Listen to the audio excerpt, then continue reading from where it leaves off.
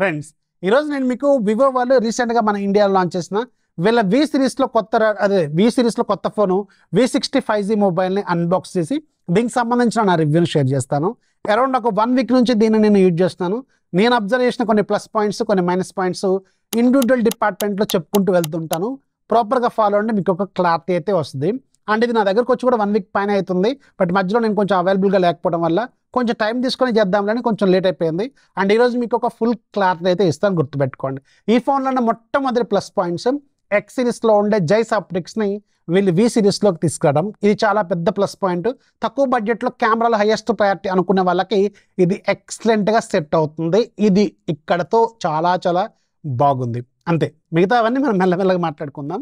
And remember, ఈ ఫోన్లో battery ఎలా ఉంది, ఫాస్ట్ ఛార్జింగ్ ఎలా ఉంది, ప్రాసెసర్ ఎలా ఉంది, ఇవన్నీ ఏవి కూడా ఆఫ్లైన్లో నడవవు, గుర్తుపెట్టుకోండి. కెమెరాలు ఎలా ఉన్నాయి, ఇదే అక్కడ ప్లస్ పాయింట్. వీళ్ళకి భయంకరంగా ఆఫ్లైన్ సేల్స్ అయితే ఘోరంగా అవుతాయి. జనరల్గా మీరు ఒకసారి అబ్జర్వ్, లాస్ట్ 1.5 ఇయర్ నుంచి వివోనే టాప్ బ్రాండ్ మన ఇండియాలో స్మార్ట్ ఫోన్స్ అమ్మడంలో. సో ఆఫ్లైన్లో వీళ్ళకి తెలుసు కదా, మామూలుగా ఉండదు మార్కెట్.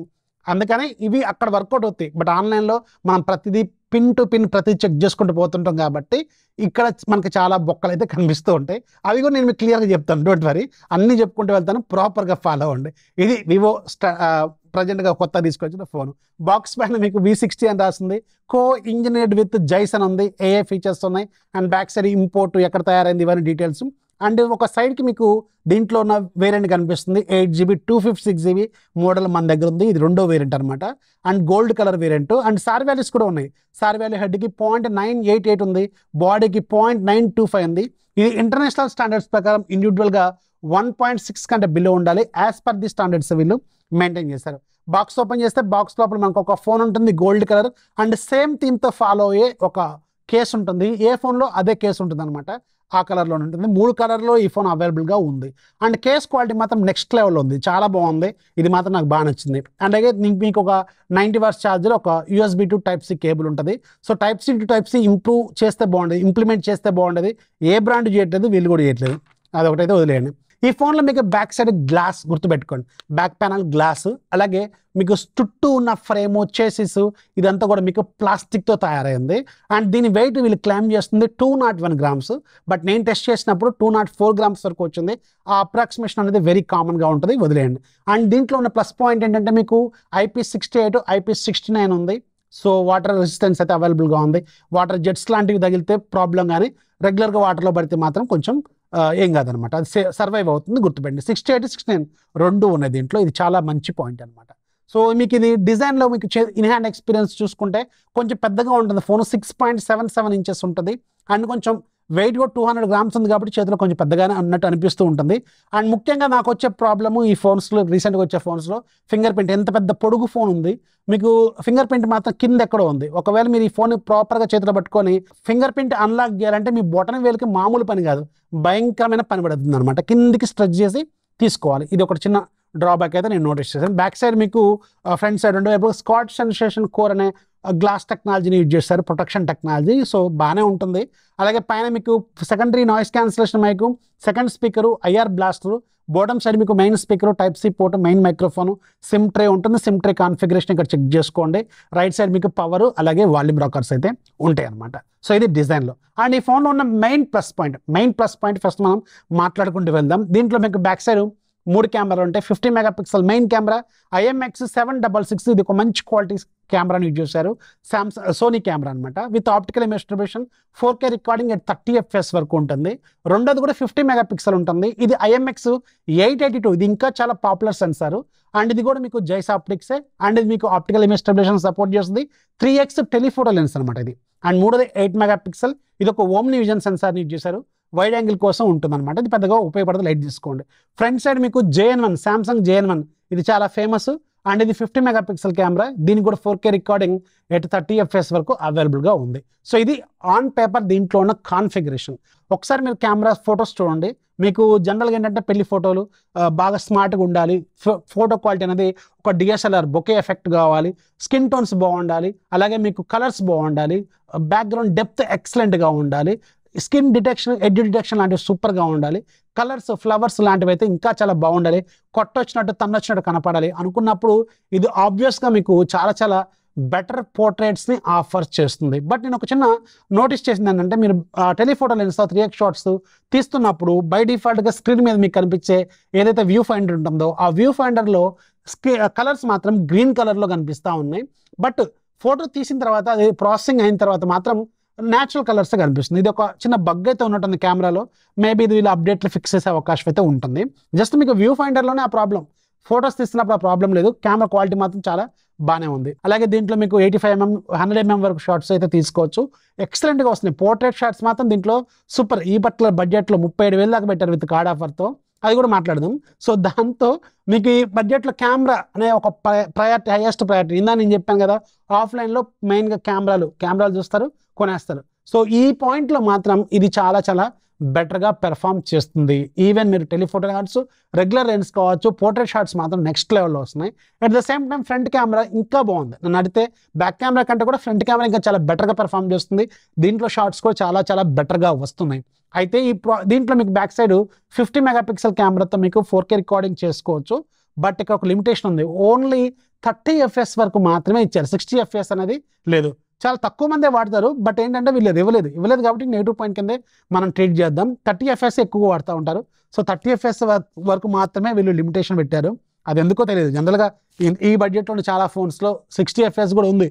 బట్ వీళ్ళు ఎందుకో దాన్ని ఒక లిమిటేషన్ లాగా పెట్టారు. ఫ్రంట్ సైడ్ కూడా సేమ్ 30 FPS వరకు రికార్డ్ చేస్తుంది. 4K recording. రెండు కెమెరా క్వాలిటీలు అయితే ఆబ్వియస్గా బాగానే ఉన్నాయి. వీడియో క్వాలిటీలు కూడా ఇక్కడ మీరు ఒకసారి చెక్ చేయండి. బ్యాక్ కెమెరా కావచ్చు, ఫ్రంట్ కెమెరా కావచ్చు. ఇక్కడతో కెమెరా అనేది మీకు ఒక హైయెస్ట్ ప్రయారిటీ అనుకుంటే, ఈవెన్ మీరు లో లైట్ కండిషన్లో కానీ, ఆర్టిఫిషియల్ లైట్ కండిషన్లో కానీ మీకు చాలా చాలా బెటర్ పెర్ఫార్మెన్స్ అయితే చేస్తుంది. ఈ పట్ల బడ్జెట్లో అక్కడ ఉన్న ఫోన్స్తో కంపేర్ చేసుకుంటే చాలా బెటర్. ఇక్కడతో బాగుంది. డిస్ప్లే దీంట్లో మీకు ఫస్ట్ ఇది ఒక AMOLED ప్యానల్ 120Hz రిఫ్రెష్ రేట్తో ఇస్తున్నారు. బట్ ఇది ఫుల్ HD+ రిజల్యూషన్తోనే ఇస్తున్నారు. ఈ రోజుల్లో మీకు 20,000 రూపాయల బడ్జెట్లో మీకు 1.5K రిజల్యూషన్ ఉన్న డిస్ప్లేలు కూడా వస్తున్నాయి. AMOLED panels, curved displays. But వీళ్ళు మాత్రం ఫుల్ HD+ రిజల్యూషన్తో ఇక్కడ ఒక ప్రైస్ కటింగ్ చేశారు. అంటే ఒక నార్మల్ క్వాలిటీ డిస్ప్లే దీంట్లో యూజ్ చేశారు. డిస్ప్లే క్వాలిటీ బాగానే ఉంది. అండ్ దీంట్లో HBM కూడా 1500 నిట్స్, పీక్ బ్రైట్నెస్ 5000 నిట్స్ ఉన్నాయి. అంటే ఆ వాల్యూస్ ఆన్ పేపర్ నెంబర్స్ అయితే చాలా సాలిడ్గా ఉన్నాయి. బట్ దీంట్లో డిస్ప్లే క్వాలిటీ మాత్రం కొంచెం తక్కువది పెట్టారు. అది మాత్రం క్లియర్గా మనకి కనిపిస్తున్న పాయింట్, గుర్తుపెట్టుకోండి. రిమైనింగ్ అన్ని వీడియోలు చూసినప్పుడు కలర్స్ బాగానే ఉంటాయి, కలర్ రీప్రొడక్షన్ బాగానే ఉంటుంది, అన్ని వైడ్ వన్ ఎలిమెంట్ సర్టిఫికేషన్ ఉంది, ఇవన్నీ బాగానే ఉన్నాయి. బట్ దీంట్లో ఆ డిస్ప్లే రెజల్యూషన్ అంటే ఒక ప్రీమియం క్వాలిటీ డిస్ప్లే అయితే దీంట్లో వాడలేదు. అదొక చిన్న పాయింట్ గుర్తుపెట్టుకోండి. Coming to the processor department, ఈ ఫోన్లో మీకు Qualcomm Snapdragon 7 Gen 4 ప్రాసెసర్ని యూజ్ చేశారు. అది కూడా 37,000 రూపాయల బడ్జెట్లో. సో ఇది ఓకే, మంచి ప్రాసెసరే. కాకపోతే 37,000 రూపాయల బడ్జెట్లో ఉండాల్సిన ప్రాసెసర్ అయితే ఖచ్చితంగా కాదు. 30 కంటే తక్కువ బడ్జెట్లో ఉండాల్సిన ప్రాసెసర్ గుర్తుపెట్టుకోండి. ఓకే, దీంట్లో ఆండ్రాయిడ్ బెంచ్ మార్క్ స్కోర్ కూడా వీళ్ళు క్లెయిమ్ చేసేది 1.1 మిలియన్ వరకు వెళ్తుంది. నియర్లీ 1 మిలియన్ వరకు స్కోర్ కూడా చేస్తుంది. అది కూడా ఓకే. కెమెరాలు ఎక్కువ ప్రయారిటీ ఉంటుంది, ఆఫ్లైన్లో ఇవన్నీ ఎవరు చూడరు.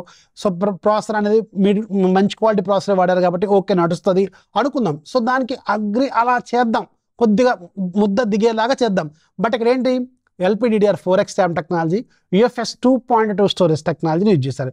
ఇది మాత్రం ముద్ద దిగే పరిస్థితి లేదు. ఎందుకంటే ఇది చాలా అగ్రి కూడా చేయలేము, మనం యాక్సెప్ట్ చేయలేని పాయింటే అనమాట. సో ఈ బడ్జెట్లో మీకు LPDDR4X RAM టెక్నాలజీ, UFS 2.2 రోజులు ఎప్పుడో పోయినాయి. బట్ ఇది మాత్రం కొంచెం చాలా చాలా చాలా చాలా తక్కువ పాయింట్ అయితే ఇచ్చారనమాట, గుర్తుపెట్టుకోండి. చాలా తగ్గించేసారు.